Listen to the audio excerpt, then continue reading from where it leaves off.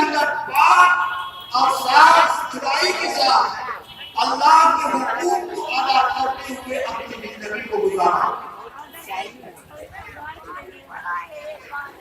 پاک صاف کب ہوگا؟ اس کی صفائی کب ہوگی؟ اس کا دل صاف کب ہوگا؟ مثال دے رہا ہوں. ایک آئینہ ہے، شیشہ جس کا کیا ہے، اگر اس کے اوپر دھاگا لگ جائے اور اگر آپ چاہیں اپنے چہرے کو دیکھنا دیکھ نہیں پائیں گے، دیکھ لیں گے نہیں دیکھ پائیں گے. اور اگر صاف شفاف ہو تو اپنے چہرے کو بھی دیکھ لیں گے اور یہ بھی سمجھیں گے میرے چہرے پر گندگی کہاں لگی. بعین ہی اللہ تعالیٰ نے اپنی زندگی کے اندر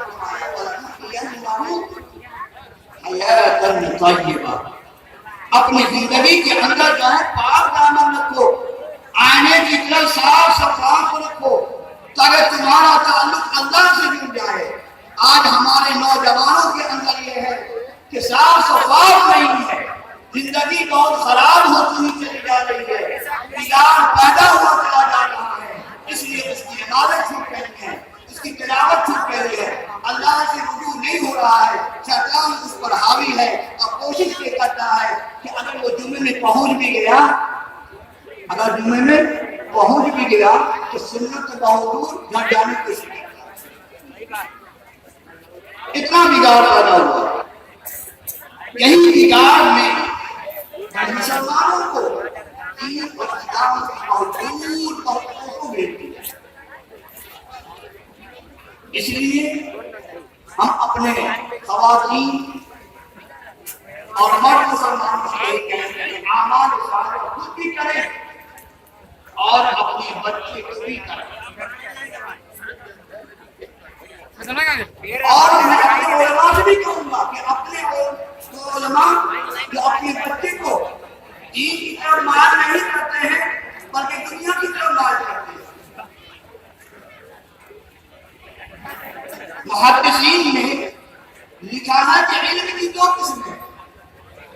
ایک وہ علم ہے جو اللہ کی طرف اسے پہنچا دیتا ہے اور ایک علم وہ ہے جو دنیا کی طرف پہنچا دیتا ہے. دنیا کو اللہ تبارک تعالیٰ نے بہت اچھے انداز سے وہ زینت کی کھاد بنایا ہے.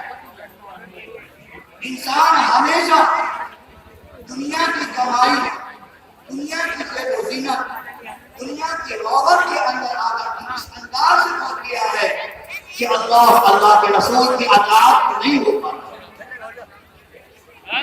قرآن نے جنگی کی چوٹ پر کہا ہے اور فرمایا آتاکم الرسول فخذوہ، تمہارا رسول جو کہتے ہیں اس کو لے لینا، اس سے ہٹ کر تم آگے بڑھنے کی کوشش مت کرنا.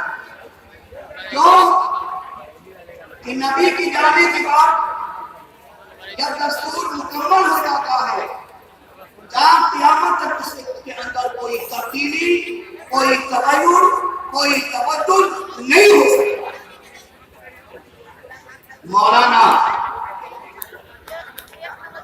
ذوالفقار صاحب نقشبندی پاکستانی نے اپنی کتاب میں لکھا ہے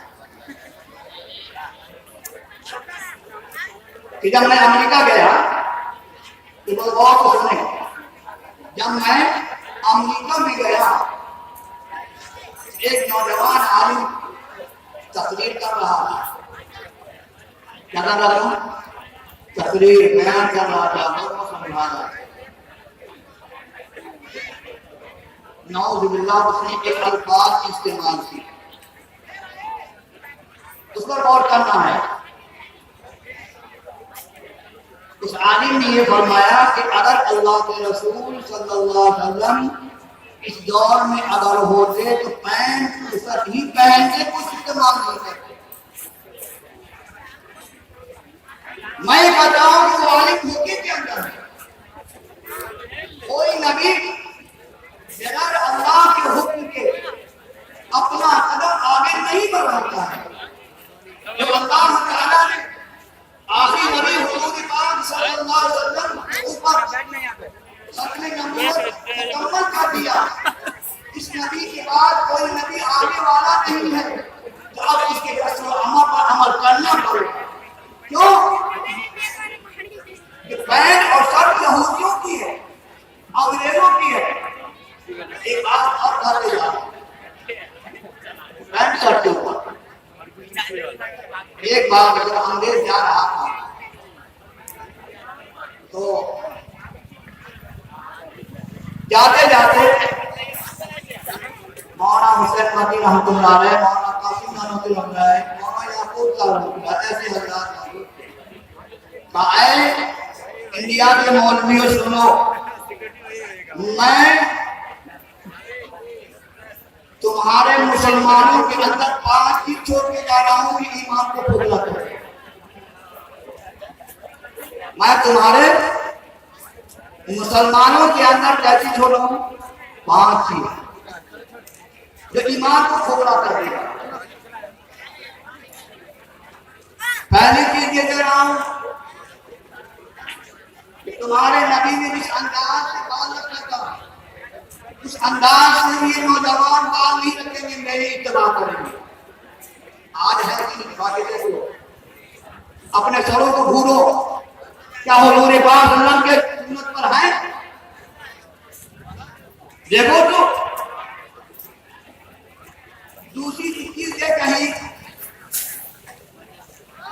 کہ مولانا تمہارے چہرے پر داڑھی ہے اور تیرے رسول کی سنت ہے،